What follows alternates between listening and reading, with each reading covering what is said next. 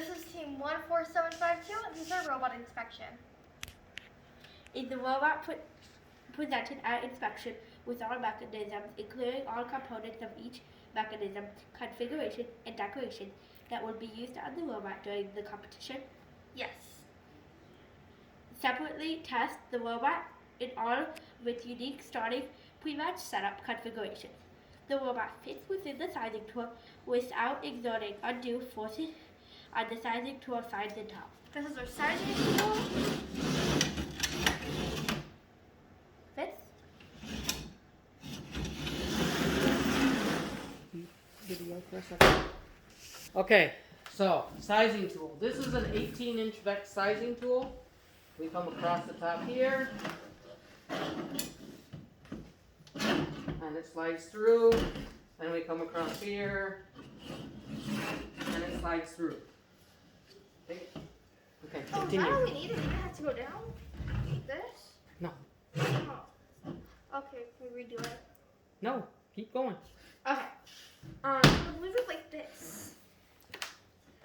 So the robot motion warning label is attached if servo warners will the robot initialization. Yes. This one.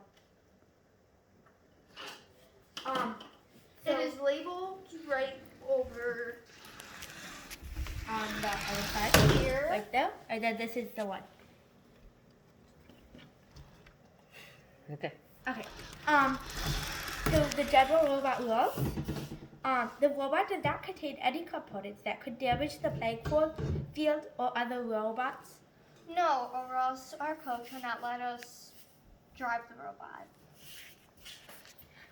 The robot does not contain materials that are hazardous. It does not. The robot poses no oblivious unnecessary risk of entanglement. Obvious. Obvious.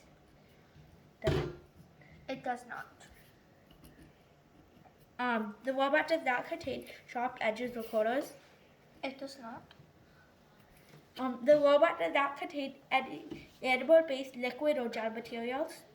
It does not. The robot does not contain material that would cause a delay of game if released. No, it does not. The robot does not contain elements that electrically ground the robot frame to the playing field. No, it does not. The robot does not contain closed gas devices. No, it does not. The robot does not contain hydraulic devices. No, it does not. The robot does not contain vacuum-based mechanism. No, it does not. Team number is visible from at least two sides and meets requirements. 1, 2. And we have the blue markers. That's not yet. And then alliance markers are present and meet requirements or are present. Yes, they do. Here, do you want some of them? Those are the blue ones, and then The red ones are on the robot, as you saw. Energy used by the robot shall come only from approved energy sources. What? Yep. The robot is not capable of launching its own components. It's not. All components on the robot are from allowable raw materials and commercial off-the-shelf products. Yep. Okay, so what's this? 3D. Yeah, so that is 3D printed. That's 3D printed. And what's this? And this is also 3D printed. Okay, what about this What is stuff this here? called? Those are CNC routed. Those are Out of what? Wood. Wood. Okay. And what do you got in there? That is made out Polycarbonate? of cardboard and tape. Polycarb. Is this thing polycarb? That's polycarb, yep. Polycarb? Yeah. Okay. All right. Can you restart this? The main power switch is installed properly, labeled, and readily accessible. The visible of competition, the touch and matrix switches are the only allowed main power switch. Correct. Wait, there it is. This is like really All batteries are securely attached to the robot at a location where they will not make direct contact with other robots or the playing field. Yes. Where is your battery stored? Our battery would be stored right here. It is not in. Okay, can you put it in there? Alright.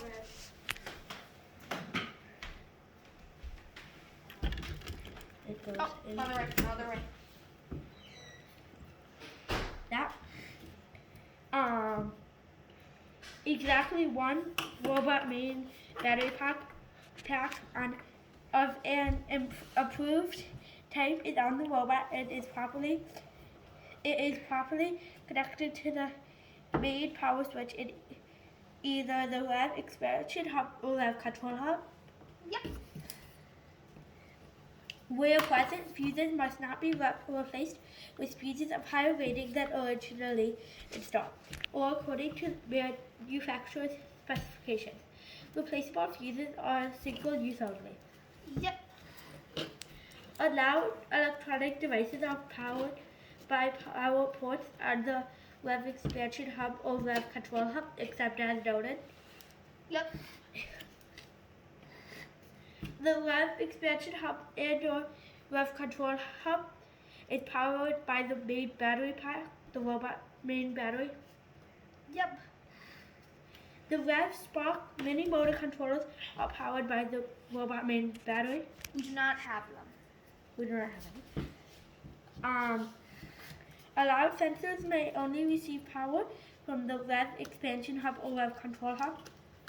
We have a motion sensor here and here. Allison, help your teammate out. What are So- those? We have a touch sensor Oh, touch sensor. and another touch sensor down there. And those are plugged into what?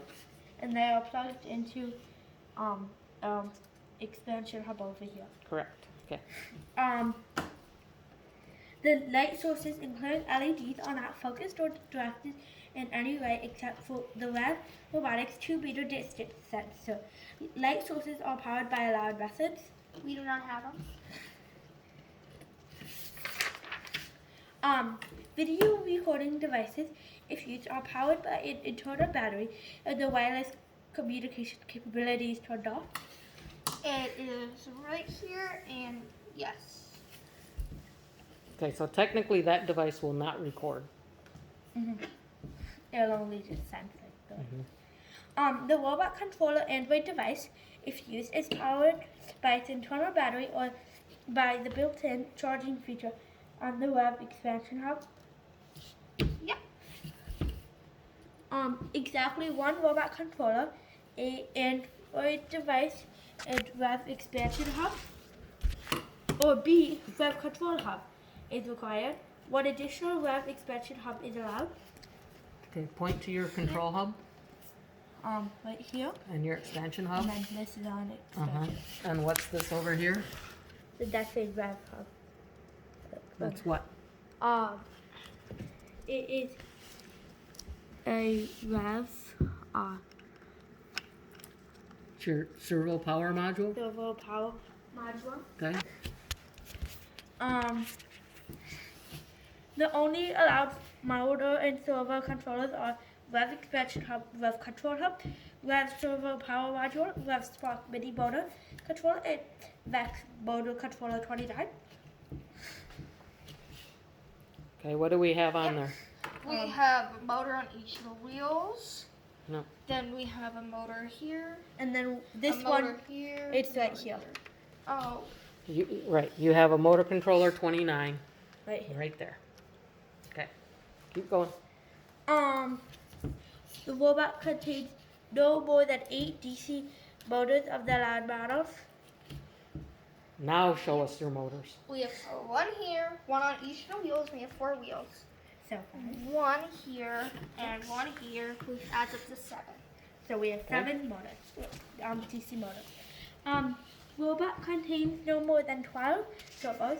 They must be compatible with the attached web expansion hub, web control hub, web servo power module, or VEX motor controller 29, and not exceed the manufacturer specification for the controller. Okay, where are your servos? Our servos are here, here, and here. Okay, so you have 3. Yes.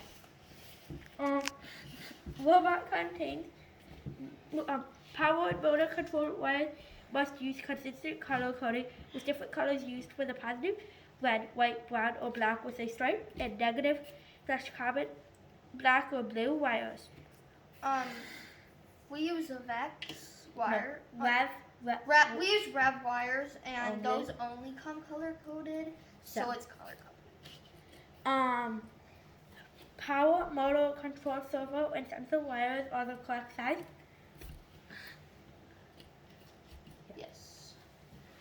If electronics are grounded to the robot frame, the only approved method is the Revobotics resistive guarding strap. If needed, the Revobotics Anderson power pole to XT30 adapter may connect to the resistive guarding strap.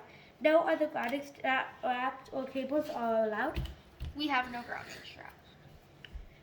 Approved electrical and electronic devices may be modified to make them more usable.